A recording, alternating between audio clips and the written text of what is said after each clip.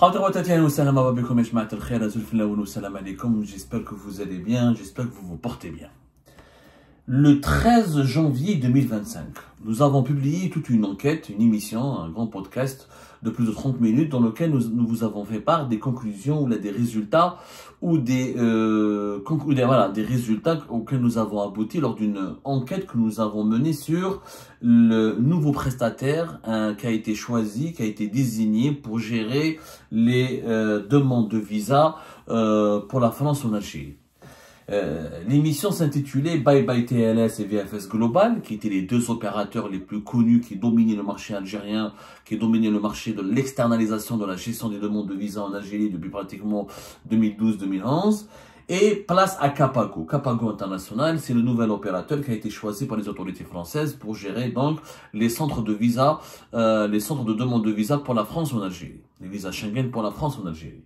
C'était le 13 janvier 2025, une enquête durant laquelle on est revenu en haut et en large sur, on vous a expliqué qu'à partir du 7 avril 2025, donc juste après le Ramadan, le Capago International est le nouvel opérateur qui sera chargé de la gestion des demandes de visa en Algérie. Donc il y aura 4 nouveaux centres de demande de visa pour les demandeurs algériens qui veulent obtenir le visa Schengen pour la France. Il y aura donc un centre à Alger, Oran, Constantine et Annaba. 4 centres de visa, alors que c'était auparavant 3 centres de visa à travers Annaba, à Oran et à Alger. Et comme l'Algérie est le 4e plus gros demandeur de visa Schengen pour la France, cette installation de Capago International à la place de VFS Global qui détenait le marché jusque-là, et auparavant c'était TLS Contact, donc avait suscité des interrogations et une certaine controverse. Alors, avant de revenir à ce que nous avons découvert au cours de notre enquête, je tiens juste à vous lire un communiqué le 21 janvier 2025, donc une semaine après notre enquête et nos révélations. Capago International a fait un communiqué dans lequel il affirme ou il confirme qu'il sera le prestataire unique pour la collecte des dossiers de demande de visa pour la France en Algérie. Ça a été publié le 21 janvier 2025. Capago, prestataire unique pour la collecte des dossiers de demande de visa pour la France en Algérie. Alors, Capago est fier d'annoncer son nouveau partenariat avec l'administration française, faisant de l'entreprise le prestataire exclusif pour la gestion des dossiers de demande de visa pour la France en Algérie. Dès le 15 mars 2025, les demandeurs de visa pour la France pourront réserver leur rendez-vous sur le site interne de Capago à partir du 8 avril 2025, comme nous l'avons annoncé. C'était à partir du 7 avril 2025. La date que nous avons donnée le 7 avril. Capago confirme qu'il s'agit du 8 avril et non pas du 7 avril. Les demandeurs algériens de visa Schengen pour la France pourront se rendre dans l'un des nouveaux centres Capago pour déposer leur dossier. Voilà.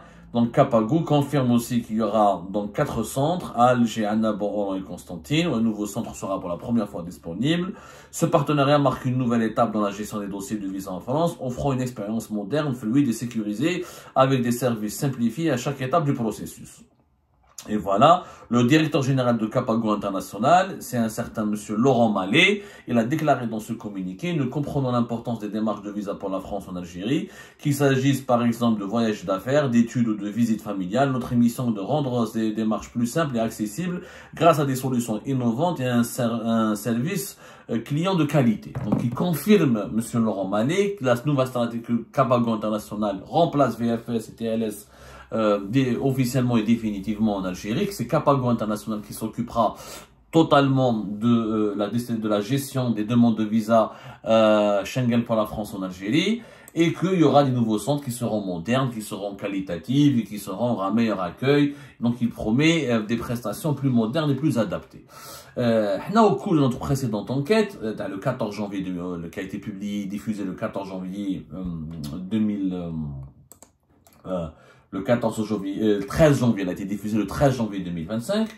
Nous avions expliqué qu'il y avait une controverse autour de l'attribution de Capago, parce que Capago est une petite société par rapport à TLS Contact, qui est une société française rachetée par les Chinois, et VFS Global, qui est un géant mondial, mais détenu par les Indiens, qui avait une petite controverse. Cette controverse n'a pas cessé de grossir et de prendre de l'ampleur, puisque personne n'avait compris pourquoi Capago International comment Capago International a pu remplacer rapidement ou facilement VFS et TLS qui détenaient le marché ou qui travaillaient ou qui avaient une certaine emprise, voire un monopole sur le marché algérien depuis plus de 10 ans. Donc comment deux géants ont été écartés ou mis à l'écart ou éjectés facilement avec un petit opérateur. C'est vrai que Capago International, encore une fois par rapport à VFS Global ou comment il s'appelle TLS, c'est une petite société, même si alors Capago sont déjà présents dans plusieurs marchés, en Afrique du Sud, Koweït, Qatar, Azerbaïdjan, Malte, Niger, Burkina Faso, Tchad et la Guinée. Voilà les pays où déjà Capago gère déjà pour le compte de la France et d'autres pays européens l'externalisation de la gestion des dossiers de demande de visa Schengen. Ceci dit, comme nous l'avons confirmé au cours de notre enquête, notre dernière enquête, c'est vrai que c'est pas un opérateur vraiment مش كبار يعني la taille تاعهم Capago راهم مش كبار صراحة. On en a donné des chiffres la dernière fois, je vais vous les redonner aujourd'hui. C'est par rapport à VLS ou la TLS Contact, c'est des petites sociétés. C'est des petites sociétés. Enfin, c'est une petite société. Capago International, c'est une petite société. Par exemple, le VFS Global sont présents dans 153 pays, avec 3400 centres et un chiffre d'affaires annuel dépassant les 3 milliards d'euros. TLS Contact sont présents dans 91 pays avec un chiffre d'affaires qui atteint en 2023 les 10 millions, presque 10 millions d'euros. Donc, Capago International, c'est un petit acteur par rapport à ces deux géants. Mais il s'est frayé de la place. Et ce qui a suscité la controverse, c'est le montage à travers lequel il a été réalisé, le montage à travers lequel Capago International s'est introduit dans le marché algérien. Alors, comme nous l'avons dit le 13 janvier dernier, ce n'est pas l'Algérie, n'a aucun regard, n'a aucune autorité dans l'attribution de ce marché de la gestion des demandes de visa Schengen pour la France en Algérie. C'est le Quai d'Orsay, ce sont les autorités françaises. Je dis bien, ce sont les autorités françaises. Nous l'avons expliqué. C'est le Quai d'Orsay qui a décidé d'attribuer ce marché à Capago International à la suite d'un appel d'offres. Donc, comment et pourquoi le Quai d'Orsay a choisi Capago International, ça relève, il faudrait que les autorités françaises elles-mêmes fournissent des explications, mais d'après les sources françaises que nous avons interrogées, on nous a dit que la France, le Quai d'Orsay, a voulu choisir une société purement française, une petite société certes, mais elle est purement française avec des capitaux 100% français pour pouvoir gérer ce dossier délicat qui engage la souveraineté de l'État français. Et c'est un dossier qui relève de la fonction régalienne de l'État français qui est la délivrance ou la gestion des demandes de visa pour la France. Bon. En Algérie, on a expliqué la dernière fois que Capago International va avoir une filiale 100% algérienne détenue par Capago, la maison mère.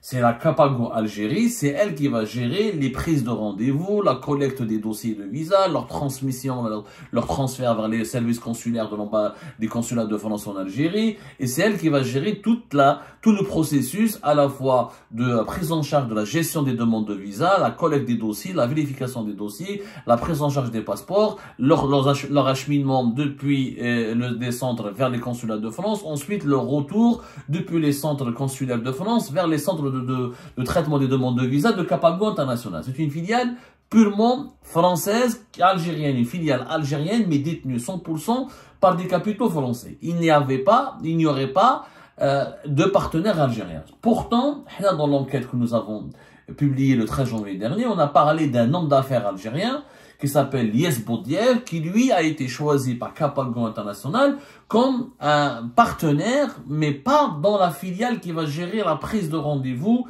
et la gestion des demandes de visa ou des dossiers de visa. Il n'aura aucun rôle à jouer selon les explications qui nous ont été fournies lors de notre enquête. Lies Boudiève, l'Algérien Lies Boudiève, qui est lui-même franco-algérien, nous allons parler de lui aujourd'hui, parce que c'est de lui qu'il s'agit, parce que c'est la personnalité de Lies Boudiève et l'identité de Lies Boudiève qui cause aujourd'hui problème. Pourquoi? Parce qu'au départ, Lies Boudiève il avait un mandat de représentation. Il était le représentant exclusif de Capago International en Algérie. Et c'est lui qui avait, au départ, c'est lui qui a préparé le terrain pour l'arrivée de Capago International en Algérie. C'est lui qui a sélectionné les 4 sites, bien sûr en partenariat avec la maison mère, mais c'est lui qui a financé les locations, c'est lui qui a financé les travaux. Qu'est-ce qu'il a fait, Lies Boudiaf? Il a payé une année à l'avance les 4 sites qui ont été choisis pour abriter les centres de traitement et de traitement et de recueil des demandes de visa, des dossiers de demande de visa des voyageurs algériens, des demandes de visa Schengen pour la France. Alors, c'est lui qui a payé les locations, c'est lui qui a financé l'installation, les travaux, les aménagements, c'est lui qui a choisi les sites. C'est lui qui va s'occuper du gardiennage, de l'aspect sécurité. C'est lui qui va s'occuper de la restauration, de la nourriture. C'est lui qui va s'occuper de tous les aspects liés à la logistique du fonctionnement des centres. Et il n'a pas créé une société. Au moment où nous avions diffusé notre enquête le 13 janvier 2025, il n'y avait pas de société. Il n'y avait pas de société liée. Il n'y avait pas une société entre Lies Boudiaf. Et il n'y avait pas une création d'une société dans laquelle Lies Boudiaf était impliqué aux côtés de Capago International.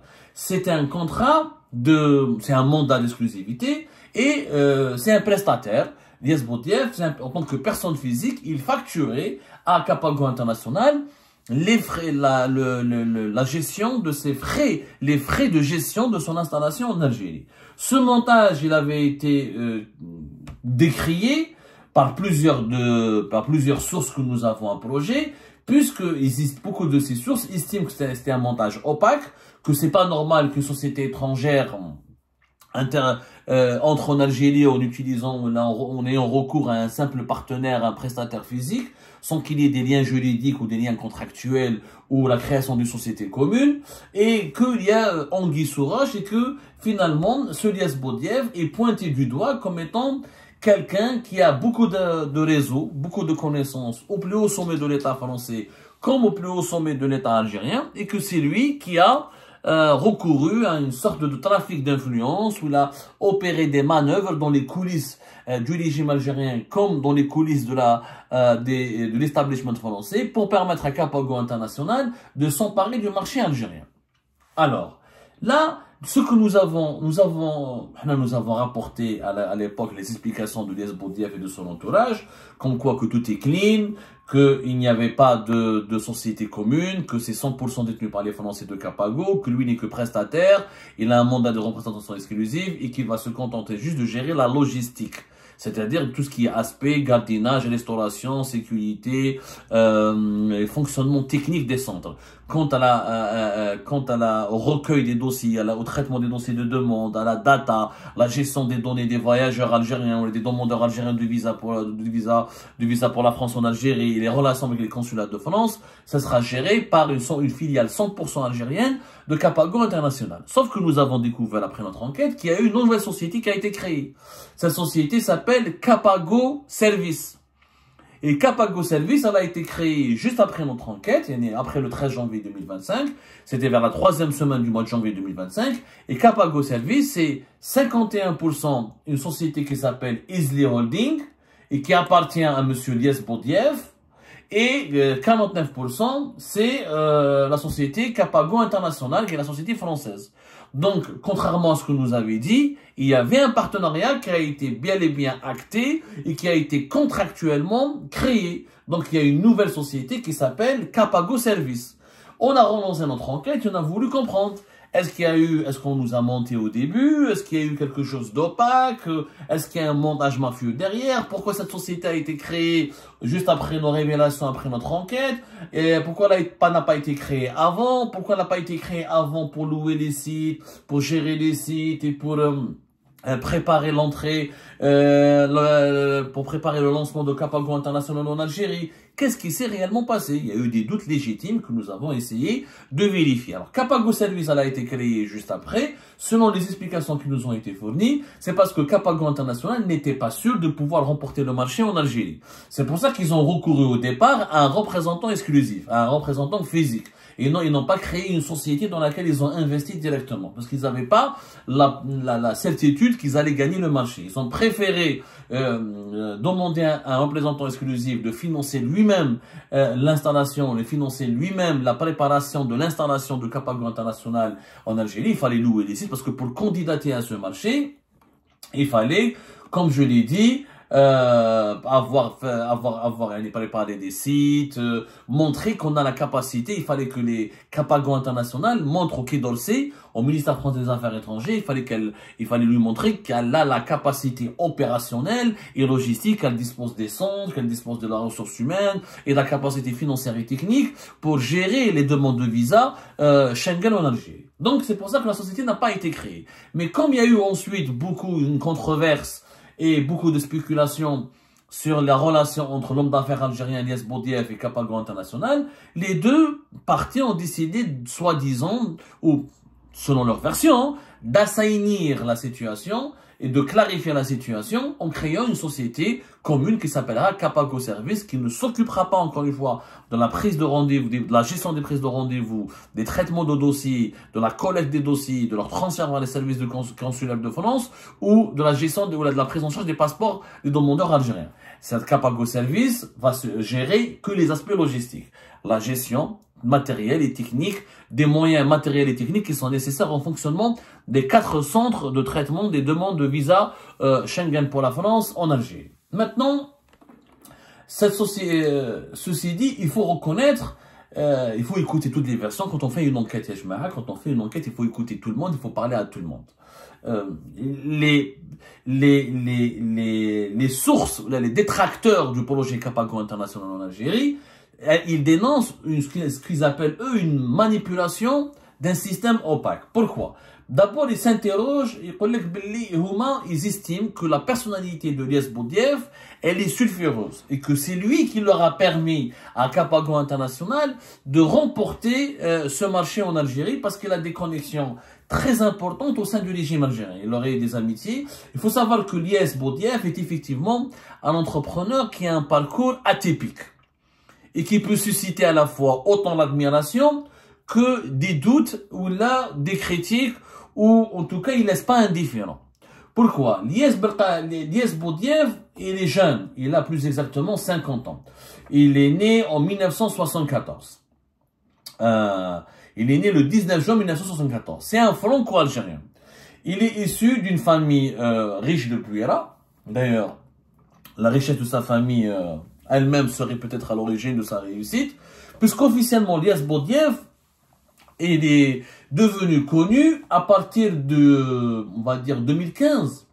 En 2015, il y avait un scandale international, si vous vous rappelez, c'est le Swiss Leaks, ou la Swiss Leaks, ce qu'on avait appelé le Swiss HSBC ou le Swiss Leaks. Swiss Leaks, ce sont des révélations mondiales.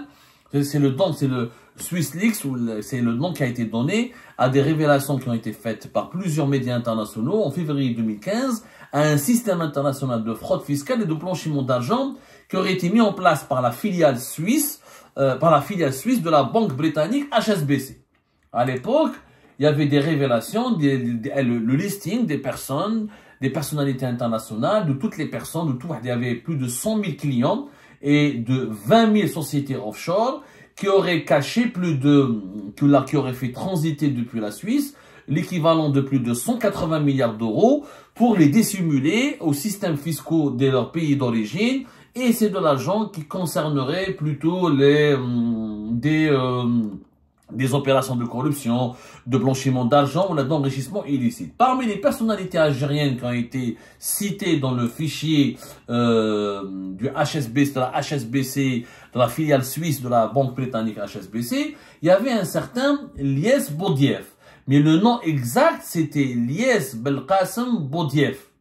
Elias Belkacem Boudiaf, c'est un Algérien qui est cité dans les fichiers de 2015 comme quelqu'un qui a caché de l'argent ou là, qui avait des comptes dans un compte HSBC en Suisse et qui aurait caché de l'argent en Suisse. On ne sait pas d'où est-ce que cet argent il est. En tout cas, son nom a été cité parmi les clients et parmi les dépositaires de comptes cachés gérés par la HSBC Genève. Donc, il figurait. Mais le nom exact, c'était Elias Belkacem Boudiaf. Quand nous avons demandé, d'après les sources et d'après l'enquête que nous avons menée auprès de certaines sources, on a trouvé qu'il y a toujours des comptes bancaires en Suisse au nom de Lies Belkacem Boudiaf.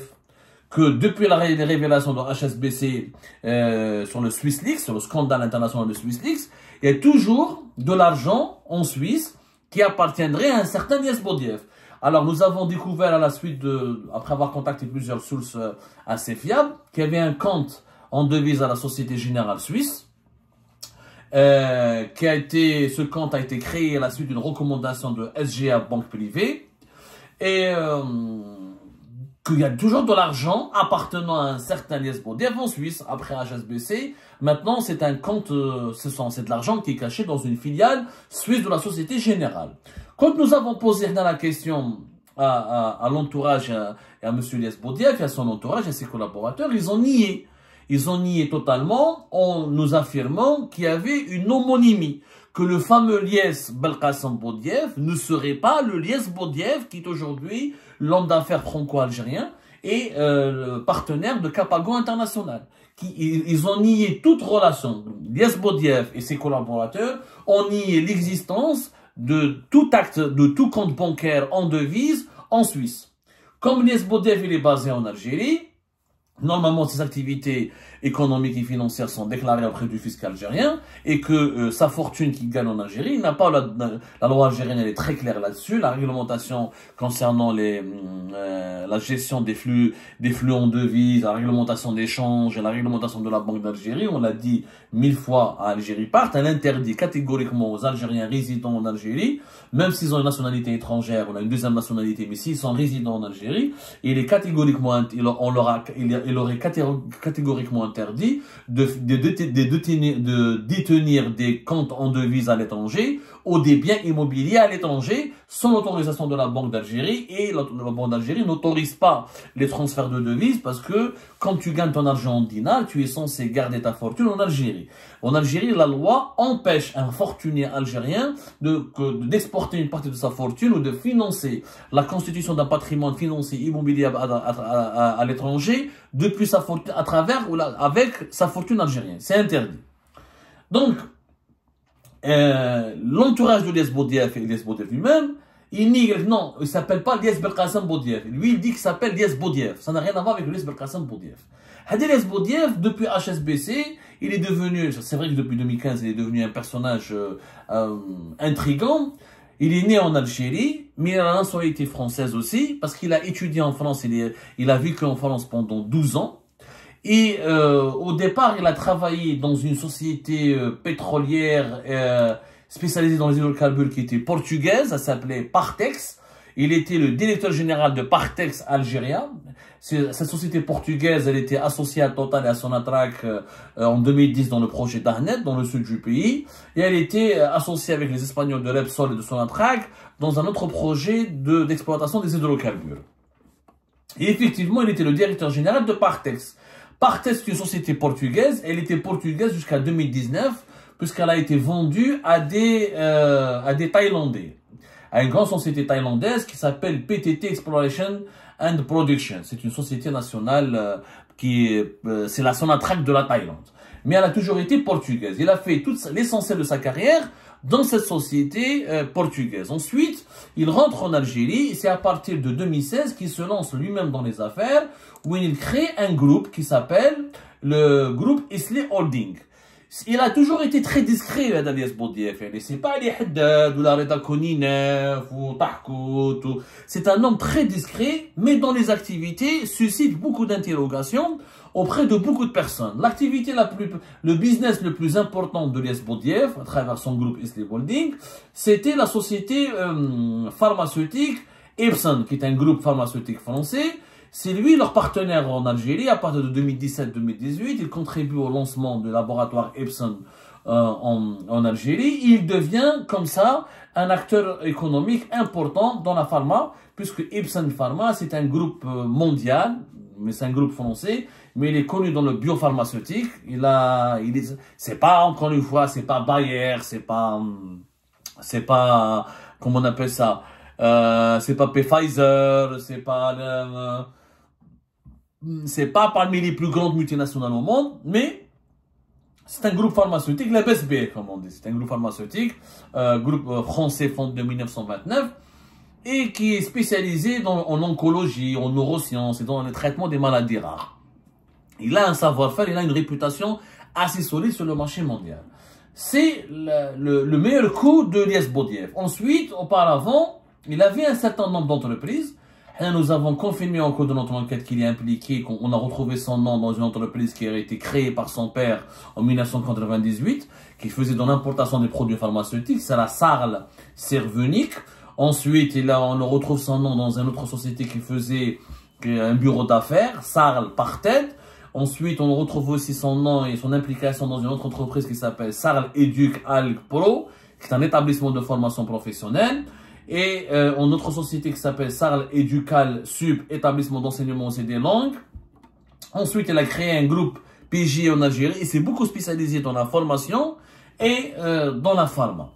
Sauf que, il se trouve que beaucoup de sources soupçonnent Lies Bordiev d'être juste le prête-nom d'un autre milliardaire dont nous avons déjà parlé, qui est le fils du défunt général-major Boustaila, l'ancien patron de la gendarmerie algérienne, Ahmed Boustaila. Il s'agit de Mohamed Lamine Boustaila. Il se trouve que Lies Bordiev et Mohamed Lamine Boustaila se connaissent. Ils ont fait l'école primaire ensemble.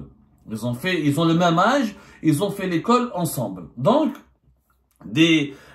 plusieurs sources affirment que Lies Bordiev n'a jamais eu d'argent, que lui, il a juste été le prête-nom de Mohamed Lamine Boustaila. Comme Mohamed Lamine Boustaila, son père était général, et comme les fonds de Mohamed Lamine Boustaila, il devait les blanchir parce qu'il les a gagnés, il a gagné de l'argent en faisant du trafic d'influence, de la corruption et en prenant, en détournant de l'argent public en utilisant la fonction de son père, il aurait fallu, pour qu'il réinvestisse son argent, Mohamed Lamine Boustaila a recouru à l'expertise et au service de Lies Bordiev, parce que Lies Bordiev, il a étudié à l'étranger, il a géré la filiale d'un groupe international dans les hydrocarbures, il connaît les finances, il a plus de notions, il est plus instruit que Mohamed Lamine Boustaila. Donc, Lies Bordiev a été accusé d'avoir blanchi l'argent de Mohamed Lamine Boustaila, qui est en fuite depuis 2018 en Algérie et qui a fait l'objet d'un mandat d'arrêt international en 2019, qui a été arrêté, placé sous contrôle judiciaire en France en 2020, qui a été relaxé en France une première fois en 2022, mais qui fait l'objet d'une obligation de quitter le territoire français, d'une opération, d'une procédure d'expulsion du territoire français pour des raisons d'activités criminelles et illicites sur le territoire français. On a déjà parlé de l'affaire de Mohamed Lamine Boustaila. Quand on s'est approché de Lies Bordiev et de son entourage et de ses collaborateurs pour leur poser des questions, est-ce que l'argent de Lies Bordiev, est-ce que c'est vraiment, c'est l'argent finalement, c'est juste une sorte de machine à laver de l'argent de Mohamed Lamine Boustaila. Là aussi, on nous a démonté catégoriquement toute relation avec Mohamed Lamine Boustaila. Et Lies Bordiev affirme que, certes, il a connu Mohamed Lamine Boustaila dans son école primaire, qu'ils ont étudié ensemble, mais qu'il n'a jamais fait affaire avec lui, qu'il n'a jamais pris son argent, qu'il n'a jamais utilisé son argent. Là aussi, nous avons un démenti catégorique de la part de Lies Bordiev et de ses collaborateurs. Maintenant, d'où vient l'argent qu'utilise Lies Bordiev? Avec quoi Lies Bordiev, on lui a posé la question, monsieur Lies Bordiev, avec quoi vous avez financé toutes vos entreprises? Les écoles de formation, l'installation de laboratoires Epson en Algérie, avec quoi? Parce que vous nous dites qu'en Suisse, c'est pas votre argent, c'est un homonyme, et je m'appelle pas Lies Belkacem Bordiev, moi je m'appelle Lies Bordiev. D'où vient cet argent avec lequel vous avez financé toutes ces activités économiques, entre notamment 2015-2016 jusqu'à aujourd'hui 2025. Ça fait quand même 10 ans de travail, 10 ans d'activité économique qui ont permis à Lies Bordiev de devenir aujourd'hui le partenaire exclusif de Capago International et du premier prestataire de gestion des demandes de visa Schengen pour la France en Algérie. Lies Bordiev nous a répondu, lui et son nom de ses collaborateurs, ils nous ont répondu que les fonds qui ont été utilisés pour financer ces activités viennent d'un héritage familial. Lies Bordiev, sa mère, son grand-père était un milliardaire, est une ancienne grande fortune algérienne, puisqu'ils avaient une entreprise qui avait été lancée après l'indépendance du pays, dans la fabrication des équipements électroménagers dans la région de Blida. Et le père de la mère, le grand-père de Lies Bordiev, avait énormément de fonciers, de terres et de biens immobiliers, notamment des vastes terres et de vastes assiettes foncières dans la wilaya de Buera. Et que à la mort du grand-père de Ilyas Boudiaf, il leur a laissé un héritage imposant et important. D'ailleurs, la société familiale qui appartenait au grand-père de Ilyas Boudiaf, elle avait été rachetée par Brab en 2009. Donc, Ilyas Boudiaf et ses collaborateurs affirment que c'est avec l'argent familial qui lui a été légué par son grand-père, qu'il a été utilisé pour financer ses différents projets économiques en Algérie. Voilà ce que Ilyas Boudiaf et ses collaborateurs, en tout cas, répondent aux informations que nous avons pu récupérer auprès de plusieurs autres sources concordantes. Donc, Ilyas Boudiaf est le personnage, il est au cœur de toutes les spéculations. Il est vraiment au cœur de toutes les spéculations. Il faut savoir qu'effectivement, il a des connaissances impressionnantes. Il connaît personnellement Emmanuel Macron. Il a une connaissance, il a connu Emmanuel Macron. Selon nos informations, il a eu la Légion d'honneur. Je ne sais pas en quelle année, on est en train de confirmer cette information. Mais en tout cas, il connaît Emmanuel Macron. Il est franco-algérien à la nationalité française. Il est resté 12 ans en France. Ensuite, pour récupérer l'héritage familial et pour relancer les affaires familiales, il aurait décidé de revenir en Algérie. Et là, c'est là où il a décidé de s'installer en Algérie et de se lancer dans le business à travers l'industrie pharmaceutique, la commercialisation des produits pharmaceutiques ou dans la formation dans l'enseignement des langues étrangères ou la formation dans la formation professionnelle. Voilà l'histoire donc de Ilyas Boudiaf qui suscite beaucoup d'interrogations. Effectivement, nous avons pu confirmer qu'il a un contact direct avec Emmanuel Macron. Il connaît Emmanuel Macron. Il a des liens directs, etc. Il est proche de plusieurs dirigeants algériens importants. Il connaît pas mal de dirigeants algériens importants. Mais,